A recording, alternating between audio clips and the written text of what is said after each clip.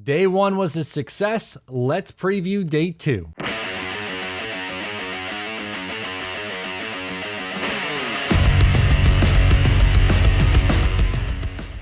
Hey, what's going on? I'm Matt O'Leary, back with another video, and today I'll be previewing day two of the NFL draft. Before we get started today, I just want to mention that you can follow me on social media at Matt O'Leary NY. If you haven't already, please make sure to check out the Just Jets podcast wherever it is that you get your podcast feed.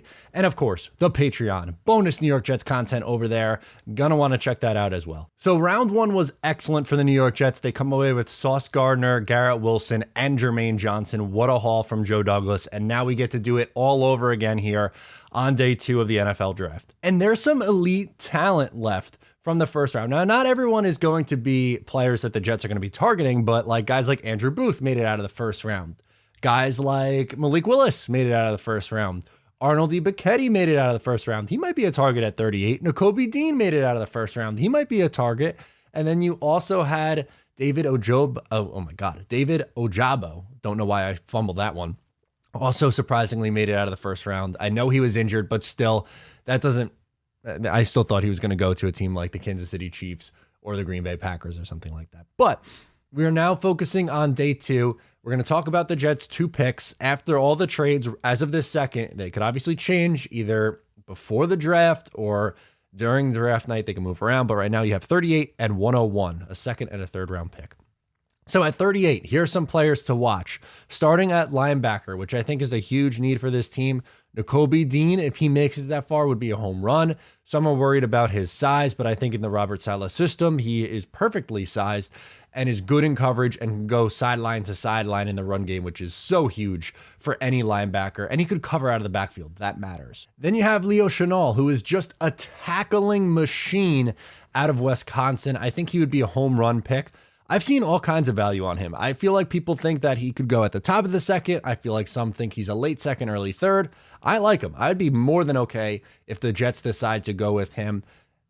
Even more so if Nakobe Dean's off the board, which I think is likely. I think someone from 32 to 37 is going to take Nakobe Dean, or 33 to 37 will take Dean. But if he's there for the Jets, or if Dean, I guess, is not there for the Jets, I'm more than fine with Leo Chenal for the Jets here at the top of the second round. Could come in, start from day one, be a running mate with CJ Mosley this year. You guys know how I feel about Quincy Williams going forward. I think he's better suited coming off the bench. So I think that would be an absolute blast. Then you have guys like some edge rushers. Would they double up on edge?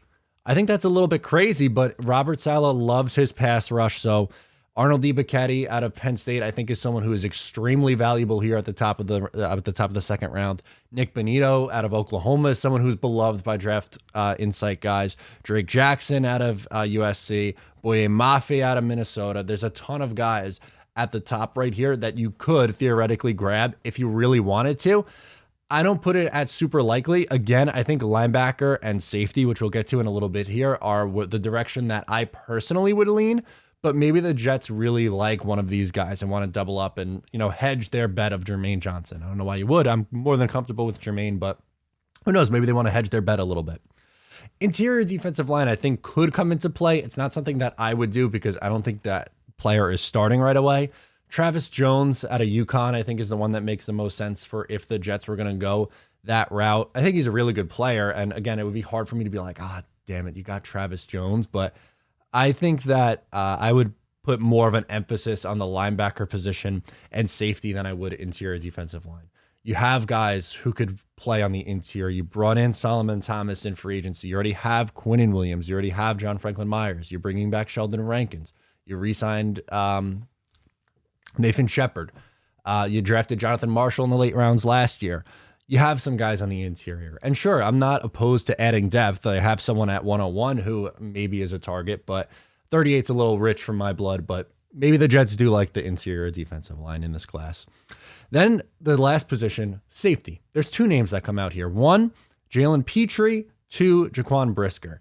The Jets saw Jalen Petrie a lot at the Senior Bowl, and he was a darling at the Senior Bowl. I think he would be a home run. Jaquan Brisker is just someone that I've really liked a ton. I was hoping Dax Hill would make it to 35.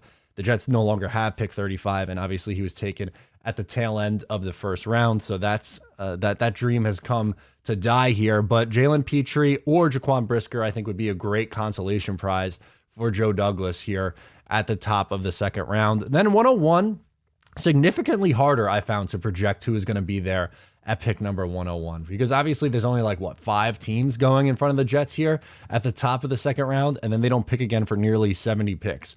Would they go Jeremy Ruckert? That is someone that I love. I love Jeremy Ruckert, but I don't think I would take him at this point after signing 2 tight ends in free agency.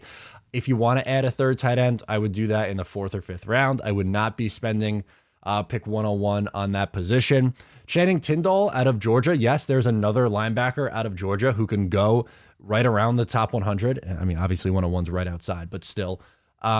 If the Jets decide to go with Brisker, maybe a guy like Tindall is the target then at that point in round 3. Maybe they go running back. I don't think I would go running back in the second round. Like, I've seen some people on Twitter be like, Breece Hall, give me Breece Hall. And, relax, please. Relax a little bit. But maybe Zamir White, the running back out of Georgia, is in play at pick 101. I think the 4th round is a sweet spot. I'd be looking at guys like Tyler Algier and Brian Robinson Jr. Out of Alabama. Those would be my 2 plays at the running back position in day 3. I don't really love the idea of going running back on day 2 for this team right now, but Zamir White's a damn good player. I'd be surprised if they did that, though, to be quite honest with you. Maybe you want to go offensive line depth. Okay, who could they go? I have 3 offensive tackles who you could maybe bring in play. Kellen Diesch out of Arizona State, Braxton Jones, and Logan Bruss as well are all offensive tackles who should probably be there in the 3rd round when the Jets are on the clock picking at that point. Although I thought Cole Strange would come into play at pick 101, but the New England Patriots took him in the 1st round. Shocking. That was the biggest shocker of night 1 to me. And the last guy, if you don't go interior defensive line at 38, maybe you do at 101. Matthew Butler out of Tennessee. Might be a slight reach, but I don't hate the value at 101. It's the tail end of the 3rd round. I think he's a 4th rounder, but if you took him with one of the comp picks, which essentially that's what 101 is, it's a comp. It's almost essentially your 4th rounder. I think I'm more than okay with that, taking him just outside the top 100. So let me know, what do you guys think the Jets should do on day 2? What positions or players should they attack? Should they get aggressive and try to trade? That is absolutely on the table, I think. Joe Douglas has been extremely aggressive in his 3 years in the NFL draft for, 1, just the players that he's taken, and number 2, moving around the draft board. Took some guts to move up for a 3rd first rounder, and he landed a good one. So I'm excited for day 2. Make sure to watch along with us on the stream later on Jets Talk 24/7. Night 1 was an absolute blast. Once again, I'm Matt O'Leary. Subscribe if you're new, and I'll talk to you next time.